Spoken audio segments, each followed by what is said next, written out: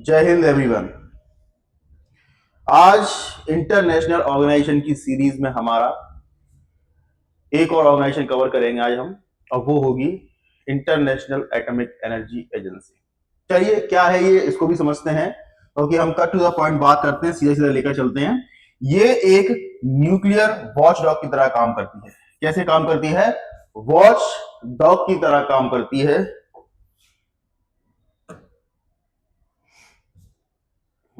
बीच में ये होना तो जरूरी है शगुन के लिए। चाहिए, है ना? तो वॉच डॉग की तरह काम करती है। इसका मतलब ये है, ये हर उस कंट्री पर, वर्ल्ड में हर उस कंट्री पर नजर रखती है कि कौन सी कंट्री न्यूक्लियर फ्रेजाइल मटेरियल अपने पास रखती है, या कौन सी कंट्री अपने आप को न्यूक्लियर कैपेबल कंट्री बनाना चाहती है। अगर हाँ ऐसा नहीं है कि किसी कंट्री के पास न्यूक्लियर हो ही ना, है ना, तो न्यूक्लियर फ्रेजाइल मटेरियल रख सकते हैं। जैसे ईरान है, इसको 2015 में जब जेसीपीओए हुआ था, +1 जैसे हम कहते हैं, तो उसमें ये कहा था कि आप सिविल न्यूक्लियर के एरिया अपने पास रख सकते हो। मतलब जो वर्ल्ड है वो इस चीज को एक्सेप्ट करता है कि आप अपने पास जो न्यूक्लियर है और उसका जो फिजाइल मटेरियल है, आप उसको अपने पास रख सकते हैं, लेकिन ओनली फॉर सिविल न्यूक्लियर के लिए, सिविल एनर्जी के लिए। मैं बताऊंगा अभी सिविल क्या होती है, अटैक क्या होती है, डिफेंसिव क्या होती है, सब बताएंगे। चलिए, है ना? तो एक तरीके से कैसा काम करती है ये? वॉच डॉग की तरह काम करती है। और ये एक ऐसा प्लेटफॉर्म है जहां पर टेक्नोलॉजी शेयरिंग भी होती है। मतलब बिना इसकी परमिशन के आप किसी को भी न्यूक्लियर नहीं थमा सकते हैं। तो चलिए, तो इस सेशन को स्टार्ट करते हैं। चलिए, तो इसको समझते हैं कि ये है क्या। बाकी मेरे और पता ही है आपको। तो इसके हेडक्वार्टर्स को और ऑब्जेक्टिव्स को समझते हैं। देखिए, आईएईए का मतलब होता है इंटरनेशनल एटॉमिक एनर्जी एजेंसी, ठीक है? और याद रखना है, ये एक ग्लोबल ऑर्गेनाइजेशन है जो प्रमोट करता है peace use for nuclear energy. ये चाहता है कि अगर न्यूक्लियर एनर्जी का कहीं भी यूज हो रहा है तो वो पीस के लिए हो। किसके लिए? पीस के लिए, तबाही के लिए ना हो कि पता चले आपने जीनोसाइड कर दिया, आपने सबको मार दिया, तो ऐसे के लिए ना हो। ये इंश्योर करती है सेफ्टी को कि अगर कहीं भी न्यूक्लियर है तो कम से कम सेफ्टी बनी रहे। कहीं भी अगर न्यूक्लियर लीक कर गया तो उसमें रेडिएशन जो निकलने वाली है, काफी हार्मफुल रेडिएशन होती है वो, ठीक है? वर्क करता है ये प्रोलिफरेशन के ऊपर ऑफ न्यूक्लियर वेपन के लिए, कि हर कंट्री जो जिन्होंने बना लिया है वही रखें अपने पास, बाकी और आगे जो और कंट्री बनाना चाहती है वो ना बनाए। क्योंकि ये जो न्यूक्लियर पावर जो कंट्री होती है, या फिर न्यूक्लियर जो होता है, वो काफी रेडियो एक्टिव पदार्थ होता है ना? जिसे हम पढ़ते हैं यूरेनियम 235। कितना पढ़ते हैं? 235 जिसे हम पढ़ते हैं, वो काफी ज्यादा रेडियो एक्टिव एलिमेंट होता है, ये आइसोटोप होता है यूरेनियम का। चलिए, कब बनाया गया था? याद रखना, स्टैब्लिश 1950 के टाइम पे किया गया था। इसलिए किया गया था क्योंकि ये वर्ल्ड पर वॉच डॉग की तरह काम करे, सब पर नजर रखकर, सब पर नजर रखे, और जिसको टेक्नोलॉजी शेयरिंग करनी है वो इसी प्लेटफॉर्म के माध्यम से करे। ये सारी चीजें इसके अंदर रखी गई थी, और जितनी भी वर्ल्ड के अंदर कंट्री है सब इसके अंदर आती हैं। ये सब इसके अंदर कैसी है? सबने साइन किया हुआ है, ठीक है? न्यूक्लियर साइंस हो, सिक्योरिटी हो, और कुछ डेवलपमेंट के ऊपर यहाँ पर आकर कॉपरेशन करें। ये सारी चीजें इसमें कही गई हैं। चलिए, थोड़ी हिस्ट्री को समझते हैं इसकी, कि हिस्ट्री क्या है इसकी। तो याद रखिए, आईएईए जो है वो बना था, जो हमारे आइजन आवर है ना, आइजन आवर, आपने नाम सुना होगा इनका, ये यूएस के प्रेसिडेंट थे ये। तो इन्होंने एक बार स्पीच दी थी। क्या दी थी? इन्होंने एक बार 1953 के अंदर यूनाइटेड जनरल असेंबली में खड़े होकर एक स्पीच दी थी, और उस स्पीच का नाम था, इसमें लिखा हुआ, हाँ, स्पीच फॉर पीस। कहां गया? एटम्स फॉर पीस करके है, कि एटम्स फॉर पीस, के आज जो हमारे पास एटम बम जो है वो एक पीस का कारण बनते हैं। ये उन्होंने स्पीच दी थी कि जो एटम बम होते हैं वो किस लिए होते हैं? वो होते हैं पीस के लिए। जो न्यूक्लियर वेपन्स होती हैं वो होती हैं पीस के लिए। ये एक बार उन्होंने स्पीच दी थी। इसी तर्ज पर फिर आगे चलकर 1957 में, भैया 1957 में एक ऐसी बॉडी बनाई जाए जो मैनेज करे न्यूक्लियर एनर्जी को फॉर पीसफुल एंड के लिए, और इसको फिर 29 जुलाई 1957 के अंदर बनाया गया। एक इंडिपेंडेंट इंटर गवर्नमेंटल ऑर्गेनाइजेशन के रूप में बनकर आई, यूएन सिस्टम के अंदर काम करती है। यूएन की बॉडी है ये, तो आपको ये याद रखना है कि ये एक इंटर गवर्नमेंटल इंटरनेशनल ऑर्गेनाइजेशन है जो यूएन सिस्टम के अंदर काम करती है ये। ओके, चलिए, इसका हेडक्वार्टर कहाँ है? तो इसका हेडक्वार्टर है वियना के अंदर है, ऑस्ट्रेलिया। वियना ऑस्ट्रेलिया के अंदर इसका क्या है? हेडक्वार्टर है। आइए, रिपोर्ट करता है बोथ यूएन जनरल असेंबली को और सिक्योरिटी काउंसिल को। अच्छा, आपको ये भी याद रखना पड़ेगा, ये एक सेल्फ गवर्निंग बॉडी है, ये खुद से गवर्न करती चीजों को, उसका ऑटोनॉमी है, लेकिन फिर अपनी रिपोर्ट उसको भेजती है। ये किसी भी मतलब जो भी ईरान की रिपोर्ट है, किसको भेजेगी? ये भेजेगी, या तो भेजेगी ये अपने, मतलब दोनों को भेजती है, ये जनरल असेंबली को भी भेजती है और सिक्योरिटी काउंसिल को भी भेजती है। ठीक है, फिर लास्ट फैसला उनका होता है, वो क्या करना चाहते हैं, किसी पर बम डालना है कि नहीं डालना है, वो सारी चीजें रहती हैं, है ना। चलिए, इसके कुछ ऑब्जेक्टिव्स हैं, उन ऑब्जेक्टिव्स को समझिए। 3 ऑब्जेक्टिव है इसके। पहला तो यही है कि जो न्यूक्लियर जितने भी, ऐसा कहा गया देखो ना, असिस्ट द मेंबर्स स्टेट, जितनी भी मेंबर्स स्टेट हैं, मतलब जो IAEA की जितनी भी मेंबर स्टेट्स हैं, उनको न्यूक्लियर साइंस टेक्नोलॉजी में असिस्ट करती है। किस चीज को लेकर? पीस, डेवलपमेंट और हेल्थ को लेकर।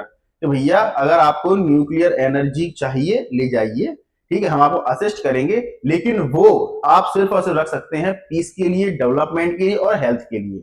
पीस, डेवलपमेंट, हेल्थ के लिए कैसे होता है बताएंगे अभी, कि हेल्थ में भी कहाँ यूज होती है न्यूक्लियर, है ना, इसलिए चाहिए। दूसरा ये है, वो ये भी इंश्योर करती है भैया कि डेवलपमेंट हो, लेकिन जो न्यूक्लियर सेफ्टी भी बनी रहे। ऐसा ना हो कि एनवायरमेंट में जो रेडिएशन निकलती है, काफी हार्मफुल रेडिएशन होती है, जो अपनी इसकी जो रेडिएशन निकलती हैं, काफी मतलब गामा रेडिएशन निकलती है इसके अंदर से, वो काफी हार्मफुल होती हैं। तो ऐसा ना हो कि एनवायरमेंट को भी इससे हानि पहुंचे। तो भैया, आपके यहाँ डेवलपमेंट तो अच्छी बात है, enforce nuclear security, nuclear security आपके यहाँ बनी रहे, इसको भी इंश्योर करती है वो। ठीक है, सिक्योरिटी स्टैंडर्ड को देखती है, अपना protecting peoples and the environmental from the ionizing radiations. तो रेडिएशन से आपके वातावरण को, एनवायरमेंट को बचाने का काम भी करती है। ये भी इसका क्या है? ये भी इसका एक ऑब्जेक्टिव है, कि मतलब ये तो इंश्योर करना ही करना है कि किसी कंट्री को हम असिस्ट करेंगे, लेकिन वो न्यूक्लियर बम ना बना ले, सिविल न्यूक्लियर भी चलने दे, डेवलपमेंट पर काम करे। दूसरा ये है कि एनवायरमेंट में ना कहीं फैल जाए उसकी रेडिएशन। तीसरा ये है, वो ये भी वेरीफाई करती है कि किसी कंट्री के पास चुपके चुपके से कोई तो नहीं बना रहा है। तो इंस्पेक्शन करती रहती है, किसी जैसे किसी कंट्री में शक है उसे ये बना रहे हैं, तो क्या करेगा कि किसी कंट्री में बना रहे हैं तो वहां जाकर अपने इंस्पेक्टर भेज देगा, सीक्रेट एजेंट भेज देगी, है ना, उसके पास काफी पावर रहती है इसके पास। ठीक है, तो इंस्पेक्शन सिस्टम भी है इसके पास, जो कि न्यूक्लियर मटेरियल की पूरी तरीके से जांच करता है और पीसफुल पर्पस के लिए हो, ये भी देखते हैं वो लोग। Okay, specially for the treaties. कैसे? ट्रीटी जैसे एनपीटी है, तो एनपीटी के अंदर सब साइन करिए। क्या भारत ने एनपीटी साइन करी है या नहीं? देखिए, 3 ट्रीटी हुई थी। एक थी अपनी PABT, partial test ban treaty हुई थी, एक थी एनपीटी, नॉन प्रोलिफरेशन ट्रीटी, एक थी सीटीबीटी।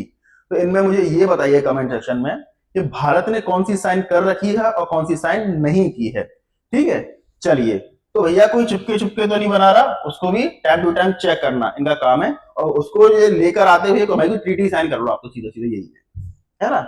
चलिए, नेक्स्ट देखते हैं। अच्छा, इनका जो स्ट्रक्चर है, काम कैसे करता है, तो याद रखना, ये जर्नल कॉन्फ्रेंस जो है, इसके अंदर सारे मेंबर होंगे, जो कि IAEA के जितने भी मेंबर होंगे वो सब इसके मेंबर होंगे जनरल कॉन्फ्रेंस में। देख ही रहा होगा, देखो आपको भीड़ भक्कर बैठा हुआ है इसके अंदर, है ना।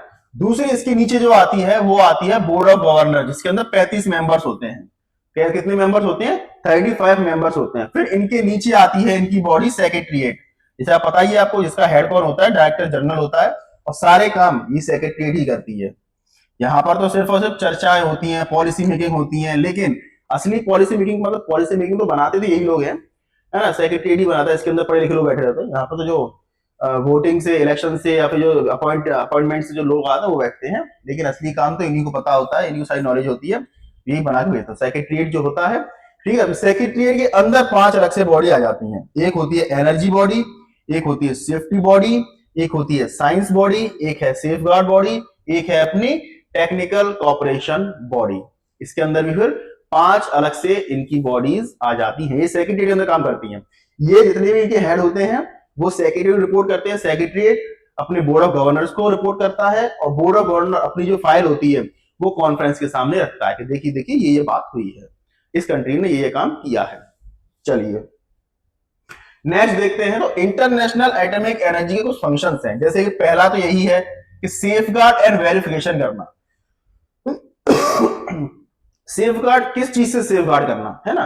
तो आइए, क्या है डिपार्टमेंट जो है वो सेफगार्ड इंस्पेक्ट, मतलब न्यूक्लियर फैसिलिटीज जहां जहां भी हैं वहां वहां जाकर वो जितने भी न्यूक्लियर मटेरियल है उनको जाकर चेक करता है, ठीक है, और ये भी इंश्योर करता है कि कोई कंट्री कितना ज्यादा न्यूक्लियर के आगे बढ़ती जा रही है और अपने आप को न्यूक्लियर कैपेबल बनाती जा रही है, और कहीं ये न्यूक्लियर डेवलप तो नहीं कर रही है लोग, नहीं, है ना। तो इस चीज को देखते हैं, by states are not diverted to weapon program. तो ये तो नहीं देखते कि जो सिविल न्यूक्लियर हमें दिया है, देखिए क्या होता है, जो न्यूक्लियर जो होता है, न्यूक्लियर जो होता है जिसे हम कहते हैं यूरेनियम 92 235, जिसे हम 92 235 कहते हैं।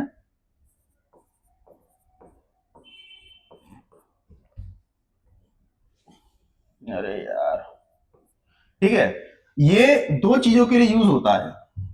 किसके लिए? एक होता है अपना सिविल एनर्जी के लिए, ठीक है, और एक होता है अपना वेपन के लिए। अब वेपन के अंदर आते हैं अपने न्यूक्लियर बॉम्ब आ जाते हैं। क्या आते हैं? न्यूक्लियर बॉम्ब आते हैं, जो आपने सुना ही होगा, भारत के पास भी है ना। और सिविल न्यूक्लियर जो है वो आते हैं एनर्जी जनरेशन के लिए। एनर्जी जनरेशन का मतलब होता है, देखिए, एनर्जी जनरेशन के लिए आते हैं, जैसे कि इलेक्ट्रिसिटी, इलेक्ट्रिसिटी के लिए काम आएगा ये, है ना। दूसरा ये है हेल्थ के लिए काम आता है,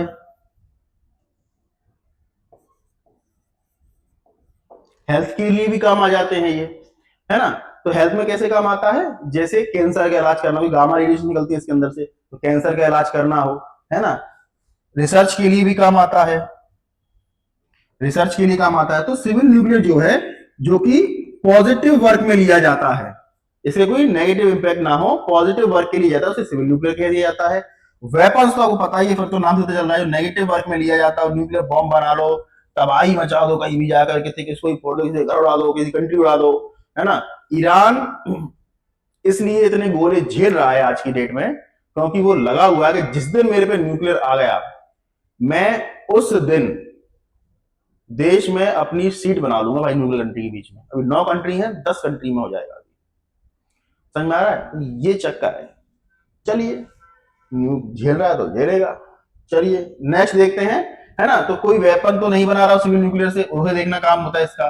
बकायदा सेफ गार्ड टेक्निकल मेजरमेंट की तरह काम करता है ये, एक सेफ गार्ड की तरह भी काम करता है ये, इंक्लूडिंग इंस्पेक्शन, कहीं भी जाना, अचानक चले जाना, इंस्पेक्शन करना कि भैया क्या काम चल रहा है फैक्ट्री में, आप किसी भी कंट्री में घुस जाना, है ना। सर्वेलेंसेस, इन्होंने कैमरे लगा रखे हैं, जहां जहां न्यूक्लियर प्रोसेस होती है, एनरिचमेंट होता है, ठीक है, तो वहां वहां इन्होंने कैमरे लगा रखे हैं हर जगह। तो कैमरे देखते हैं, ईरान की जितनी भी फैक्ट्रियां हैं, जितने भी यहाँ काम होते हैं, सब में कैमरे लगे हुए हैं इनके, है ना।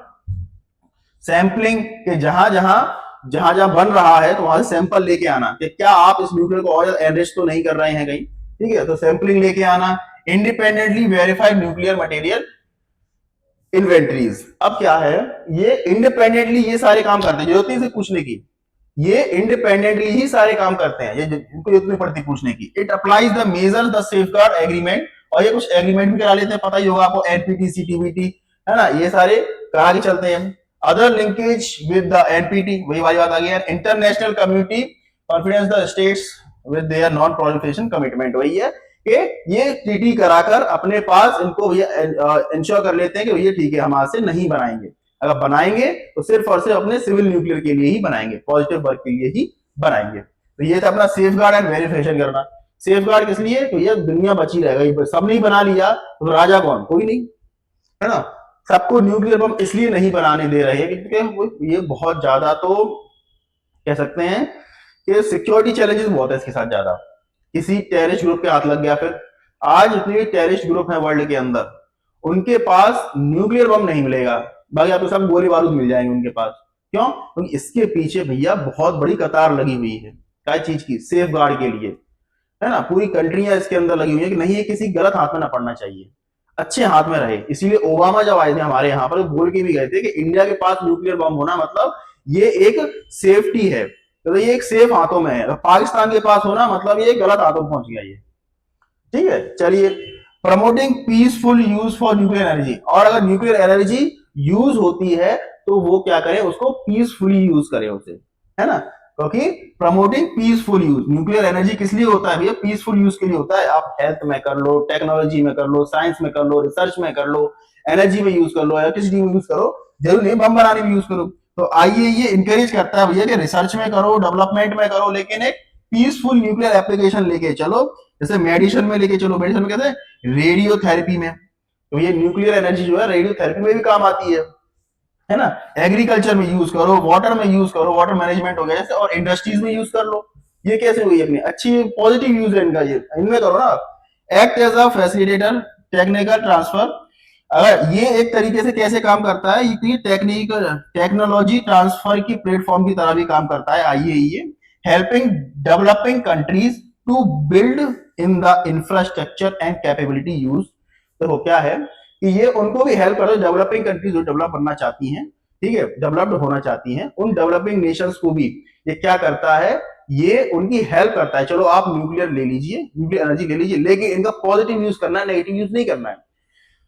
देखिए 2015 के अंदर JCPOA+1 हुआ था। JCPOA का मतलब क्या होता है, एक तो 5 परमानेंट मेंबर, ठीक है, यूएनएससी के 5 परमानेंट मेंबर, +1 था जर्मनी।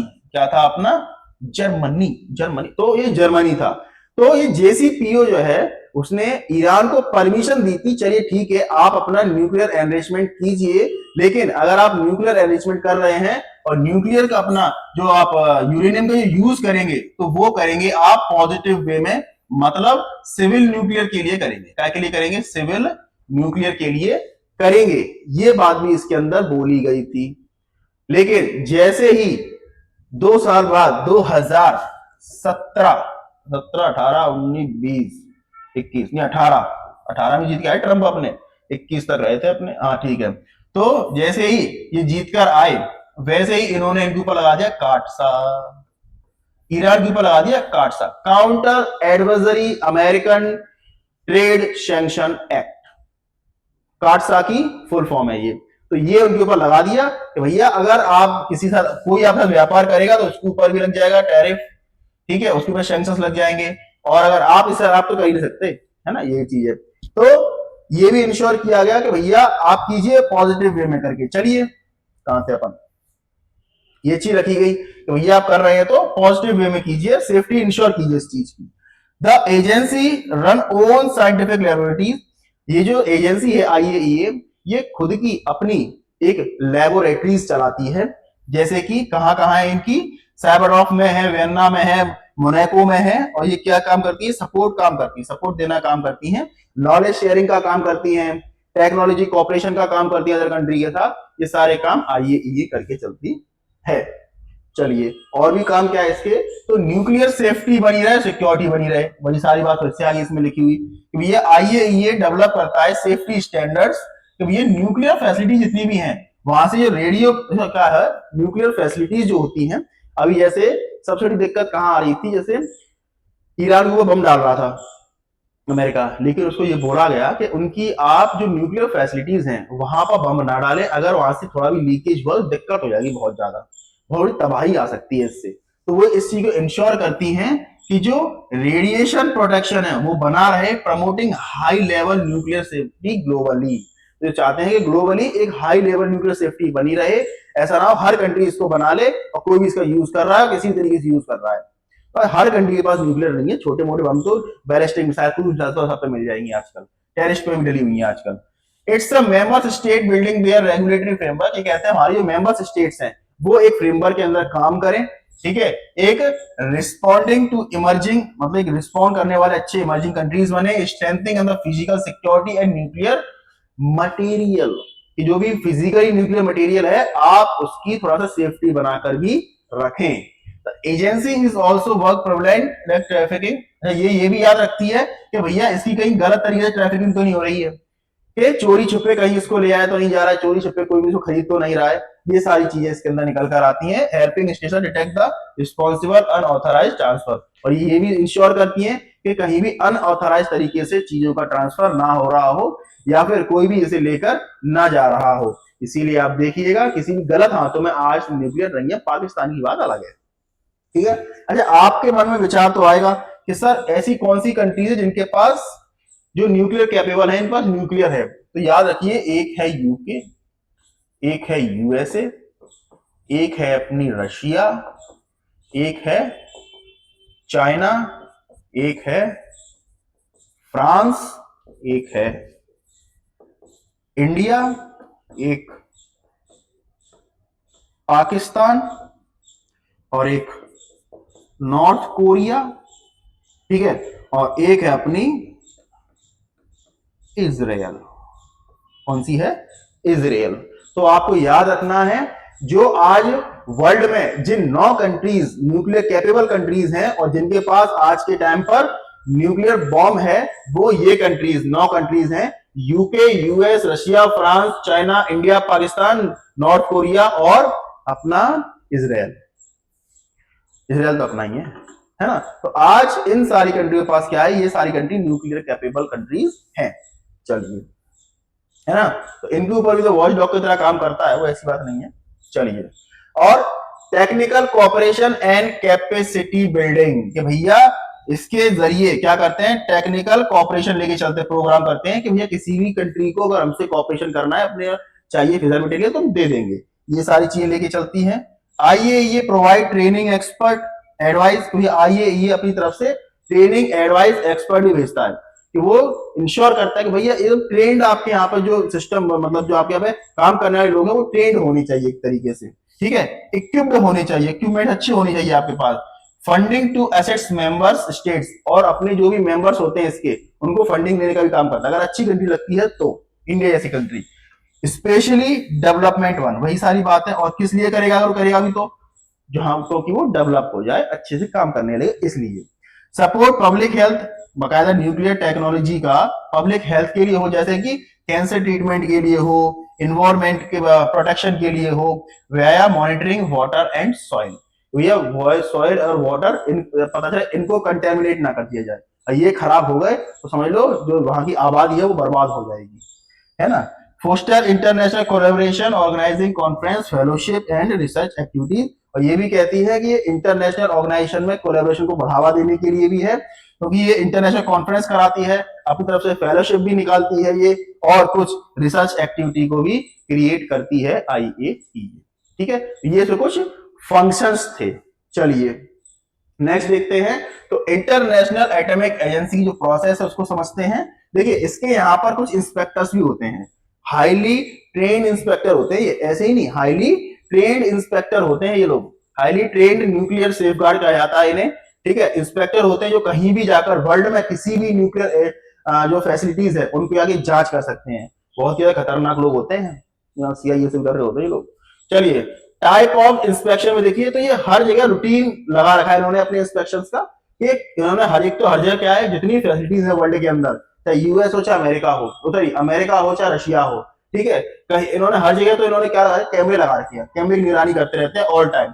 ठीक है, दूसरा ये है, कहीं भी जाते हैं तो वहां पर जाकर एक तो उठाते हैं surveillance cameras, seat sampling, nuclear material, इन सबको उठा के ले आते हैं, मतलब कैमरा लगाए और सैंपल लेकर आ गए, सैंपल की जांच भी करते हैं। अगर वो सैंपल सही पाया जाता है, मतलब कोई दिक्कत नहीं, तो कोई दिक्कत नहीं, फिर तो अगर नहीं पाया जाता तो फिर आगे कंक्लूजन के लिए ये कहा यूएनजीए या फिर यूएनएससी की दोनों की टेबल पर रख देते हैं, देखो ये कंट्री ऐसे कर रही है। तो इनका काम है, इंस्पेक्टर होता है, वो जाता है, कहीं भी आ सकता है इंस्पेक्शन करने के लिए, फिर वो जाकर पहले कैमरा वैमरा लगा के आता है और चेक करके आता है और सैंपल भी लेके आता है, सैंपल की जांच होती है पूरी तरीके से, उसकी रिपोर्ट बनाई जाती है, फिर उसको पेश किया जाता है। ये इनकी तरीके से प्रोसेस हो गई एजेंसी की।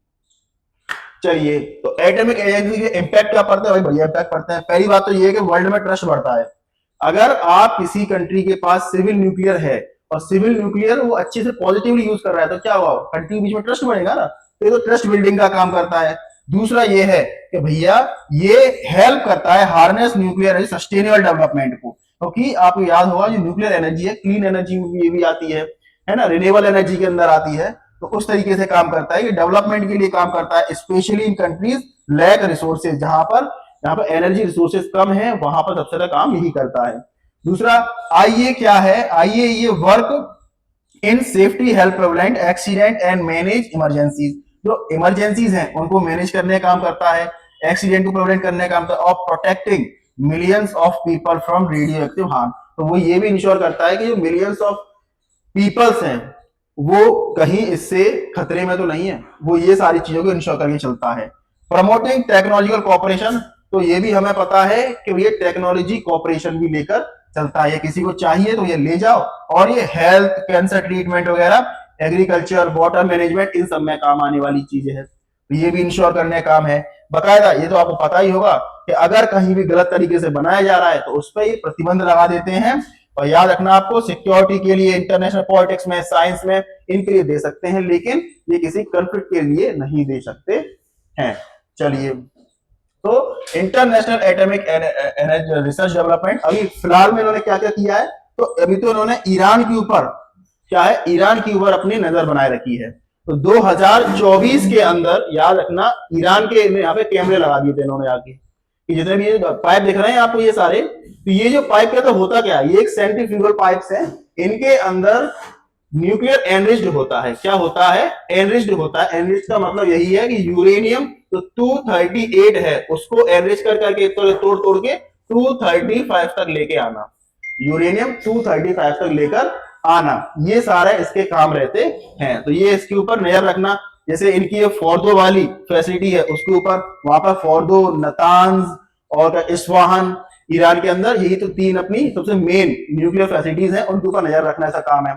दूसरा, रशिया यूक्रेन का जब वॉर हुआ था तो जैपोरिजिया के अंदर भी न्यूक्लियर पावर प्लांट है, उन्होंने कहा था भाई इस पर बम मत डाल देना, बड़ी तबाही आ जाएगी, है ना। तो इनको इसको भी इंश्योर करना, तो ये कुछ उसके डेवलपमेंट है रिसेंट में, तो वो भी हुआ इसका, ठीक है। कंटेमिनेशन कंसर्न ऑफ ईरान के उन्होंने, अच्छा अभी जो ईरान और यूएसए का वॉर चल रहा है, ईरान इजराइल का वॉर चलता था, तो ये कहता था एयर स्ट्राइक कर रहे हैं करिए, लेकिन वो एयर स्ट्राइक उनके ऊपर नहीं होनी चाहिए, इनके ऊपर नहीं होनी चाहिए, कि जो वहां पर फैसिलिटीज है उनके ऊपर ना कर दीजिए, क्योंकि वहां से फिर रेडियो एक्टिव जो रेडिएशन बहुत ज्यादा निकलती हैं, ठीक है। रेडियोलॉजिकल एंड केमिकल कंटेमिनेशन अगर हो गया तो काफी सारे लोग इससे आहत हो जाएंगे। इंस्पेक्शन की जगह जगह जाकर ये क्या करते हैं, इंस्पेक्शन करते हैं अपने इंस्पेक्टर के साथ, अपने एजेंट्स के साथ जाकर, कि कहीं गलत तरीके से इसका यूज तो नहीं हो रहा है। और न्यूक्लियर सेफ्टी एडवोकेसी की बात करिए तो उसके डायरेक्टर जनरल जो है राफेल ग्रोसी, वो इस चीज को रिपीटेडली कहते आए हैं कि भैया ये एक वनरेबिलिटी है कि न्यूक्लियर साइट जितनी भी है उनको दूर रखा जाए वॉर से, कि वर्ल्ड की जितनी भी न्यूक्लियर साइट्स हैं उनको वॉर से दूर रखा जाए, अगर वहां थोड़ा सा भी बम गोला गिरा तो बहुत बड़ी तबाही आ सकती है, अगर एक जगह फटा दूसरी जगह तो फिर आदमी अपने आप चला देगा, मेरी जगह हुआ है तो मैं एक और चला के दिखाऊंगा, फिर ये सारी चीजें हो जाती हैं, फिर वो तो सेफ गार्ड की बात करते रहते हैं। चलिए, अच्छा इसमें कुछ चैलेंजेस भी हैं। चैलेंजेस क्या है? चैलेंजेस तो एक यही है कि जितने भी कॉन्फ्लिक्ट चल रहे हैं वर्ल्ड के अंदर, ये इसको रोक नहीं पा रहा है, जिसकी वजह से क्या पता आगे कुछ भी न्यूक्लियर हमला हो सकता है। दूसरा ये है कि यहाँ पर जो इंस्पेक्शन होता है इसमें भी लिमिट्स हैं, कोई कंट्री अपने अंदर घुसने ही नहीं देती एजेंट्स को। आइए ये कि हालांकि पावर है इनके पास, लेकिन किसी कंट्री के आप अंदर तब तक घुस सकते जब तक उसका कोई हेड ऑफ द स्टेट या फिर वहां की एजेंसी ना बोल दी चलो आप आ जाइए हमारे पास इंस्पेक्शन करने के लिए, वो भी है। इनसफिशिएंट रिसोर्स है मॉनिटरिंग करने के लिए, ज्यादा रिसोर्स है नहीं, अगर आप ऐसे चले क्या पता उन्होंने कैमरे को उल्लू बना दिया है ना, कुछ भी लगा दिया हो आगे, तो वो सारी चीजें हैं, क्या पता आपको वहां कैमरा लगवा दिया हो जहां पर कुछ हो ही नहीं रहा, तो वो सारे इनसफिशिएंट रिसोर्सेज हैं। रिस्क बहुत ज्यादा है, क्या पता कोई गलत तरीके से किसी को भी ट्रांसफर कर दे, क्या आप 24 घंटे थोड़ा बैठे हो उसके ऊपर। तो आइए ये के पास ये भी चैलेंजेस हैं। कुछ फाइनेंशियल चैलेंजेस ये भी है कि टेक्नोलॉजी डेवलपमेंट के लिए हर कंट्री को ये नहीं दे पाता है। टेक्निकल सिस्टमिक रिस्क क्या है इसके बने हुए हैं कि रैपिडली देखा जाए तो लोग अपना क्या करते हैं कि रैपिडली, कुछ कंट्रीज तो ऐसी हैं जो अपने आप को न्यूक्लियर कैपेबल बनाती जा रही हैं, तो रैपिड टेक्नोलॉजी चेंज बहुत जल्दी हो रहा है और टेक्निकल आउटस्पेस रेगुलेटरी कैपेबिलिटी भी कमजोर होती जा रही है। साइबर सिक्योरिटी का थ्रेट बना हुआ है, जिसका भैया अगर किसी ने भी न्यूक्लियर जो कोर्स होते हैं अगर उन्हें हैक कर लिया, हालांकि ये हैक होते नहीं है, बहुत मतलब ये नामुमकिन है करना, बहुत सिक्योरिटी लगी हुई है इसके पीछे, लेकिन कभी खुदा ना खास्ता कर लिया तो फिर तो वो भी ये साइबर सिक्योरिटी का लगा हुआ है। ऐसे ही रेगुलेटिंग स्टैंडर्ड्स का भी लगा हुआ है। Okay, and undermining public trust nuclear safety, तो भैया लोगों का भी इस पर क्या है, ट्रस्ट बहुत जल्दी है नहीं, तो वो भी थोड़ा सा लगा हुआ है इसका। और दूसरा सबसे बड़ा तो यही है क्लाइमेट चेंज, अगर कहीं पर भी कुछ हुआ तो क्लाइमेट में बहुत दिक्कत आएगी। हमारा क्या भैया, तो आप हिरोशिमा नागासाकी को देख लीजिए, आप वहां बम गिरा तो वहां की कंडीशन देखिएगा आप, क्या कंडीशन हो गई थी वहां पर। यहाँ पे आने वाले 10 सालों में, 20 सालों में जो वहां की जनरेशन थी वो लूली लंगड़ी पैदा हो रही थी, वो कैसी, वो डिसेबल्ड पैदा हो रही थी। तो क्लाइमेट चेंज पे भी फर्क पड़ता है इससे। चलिए, तो ये एक कॉन्टेस्ट था हमारा किसका, आईएईए का। तो आईएईए एक अच्छी मेन बॉडी है, ठीक है, सब पे वॉच डॉग की तरह काम करती है, लेकिन फिर वही है कि कुछ चैलेंजेस भी बने हुए हैं, और आज के समय पर तो ये कह सकते हैं कि कहीं काम कर रही है, कहीं नहीं कर पा रही है। चलिए, अगर ये सेशन अच्छा लगा हो तो मुझे लाइक कीजिए, शेयर कीजिए, सब्सक्राइब कीजिए चैनल को, और बस कल मिलते हैं एक नई ऑर्गेनाइजेशन के साथ। अगर ये बढ़िया लगा हो आपको सेशन तो कमेंट जरूर बताइएगा। और मैंने एक आपके लिए क्वेश्चन जरूर छोड़ा है आपके लिए कि पीएबीटी, एनपीटी और सीटीबीटी इनमें से भारत ने किस ट्रीटी को साइन किया है। चलिए, थैंक यू सो मच।